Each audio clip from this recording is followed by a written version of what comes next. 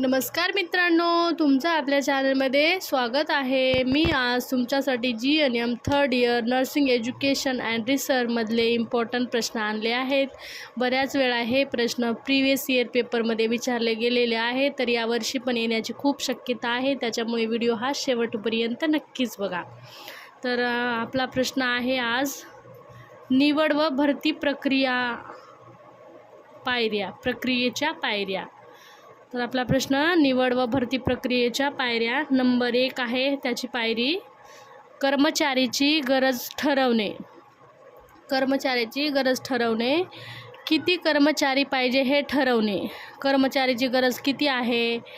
एखाद्या हॉस्पिटलमध्ये जर नवीन हॉस्पिटल ओपन झालं तर त्याच्यामध्ये गरज तर असते ना, त्याच्यासाठी किती कर्मचारी गरज आहे, हे किती पाहिजे हे ठरवणे ही निवड व भरती प्रक्रियाच्या पायऱ्या आहेत।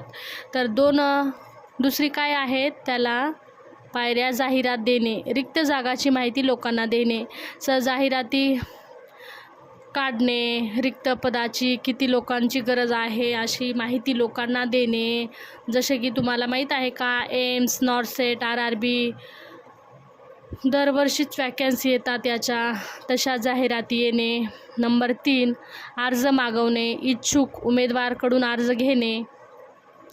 म्हणजे इच्छुक उमेदवार असतात त्यांना अर्ज घेणे, असे अर्ज मागवणे ही तिसरी पायरी आहे।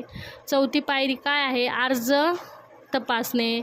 अर्जामध्ये पात्र उमेदवार निवडणे, जे पात्र आहे, ज्याची वयाची अट त्याच्यामध्ये बसते, त्याची कोणती कास्ट वगैरे सगळं काही त्याच्यामध्ये असतात, ती पात्र उमेदवार निवडूनच मग भरती प्रक्रियामध्ये त्याची योग्य निवड केली जाते त्या उमेदवाराची। त्याच्यामुळे अर्ज तपासून उमेदवाराची निवड करतात। तर 5वा पॉईंट आहे मुलाखत किंवा परीक्षा घेणे। उमेदवाराची पात्रता पाहणे, मुलाखत घेणे, परीक्षा घेणे आणि मग उमेदवाराची पात्रता आहे की नाही हे तपासून पाहणे। मुलाखतीमध्ये काही ते प्रश्न विचारतात, ते प्रश्नाचं योग्य आन्सर देतात का, अशा प्रकारे जर योग्य आन्सर ज्यांना पाहिजे तसं उत्तर जर देता आलं तर त्या उमेदवाराची ते निवड करतात व त्यांना कामावर रुजू करून घेतात। 6वी पायरी आहे योग्य उमेदवार निवडणे, चांगल्या उमेदवाराची निवड करणे।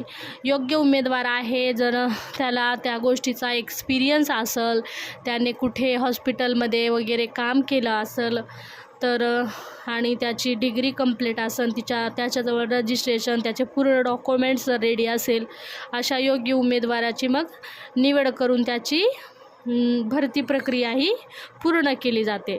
7वा पॉईंट आहे आरोग्य तपासणी करणे। तर काय? उमेदवार कामासाठी योग्य आहे का हे पाहणे। आरोग्य तपासणी करणे, उमेदवार कामासाठी योग्य आहे का हे पाहणे। अशा प्रकारे त्याची सर्व आरोग्य तपासणी करतात, त्याच्या डोळ्याची, कानाची, शारीरिक पूर्ण एक्झामिनेशन करूनच मग त्या उमेदवाराची कामासाठी योग्य आहे का ते पाहतात आणि मग त्याला कामावर रुजू करून घेतात। 8वा नंबर आहे नियुक्तीपत्र देणे। नियुक्तीपत्र म्हणजे निवड झालेल्या उमेदवाराला पत्र देणे।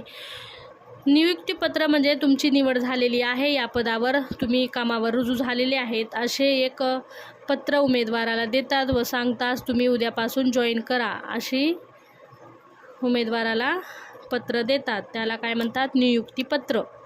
9वा आहे कामावर रुजू करून घेणे। कामावर रुजू करून घेणे याच्यामध्ये काय? उमेदवाराला काम सुरू करण्यास सांगणे। उमेदवाराला काय काम सुरू करण्याचं सांगणे, कसं काय काम करायचं हे त्याला सगळं समजून व्यवस्थित सांगणे, अशा प्रकारे। आणि 10वी आपलं पायरी आहे प्रशिक्षण देणे, कामाची माहिती व मार्गदर्शन देणे। काम कसं आहे, काय आहे सर्व शिकवणे। जसं की RRB नर्सिंग सुप्रिटेंडंटमध्ये डायरेक्ट GNMच्या विद्यार्थ्यांना पण घेतात, म्हणजे एक्सपिरियन्स नसला तरीही डायरेक्टली फॉर्म भरू शकतात विद्यार्थी। मग त्यांना तर इतकं क्लिनिकमध्ये एक्सपिरियन्स नसतो, त्यांचं जर सिलेक्शन झालं तर त्यांना योग्य प्रकारे ते प्रशिक्षण देतील पहिले, आणि कामाची जी माहिती आहे, जे सिनियर असतात ते चांगल्या प्रकारे सांगून त्याला चांगल्या प्रकारे त्याची माहिती देतील। अशा प्रकारे त्यांना कामाचे मार्गदर्शन करतात. हा होता आजचा प्रश्न. एवढाच प्रश्न होता आज आपला. तर व्हिडिओ आवडला असेल तर व्हिडिओला लाईक करा, जास्तीत जास्त मित्रांना शेअर करा. तुमचं काही प्रश्न असेल तर कमेंटमध्ये सांगा. भेटूया आपण नेक्स्ट व्हिडिओमध्ये. बाय.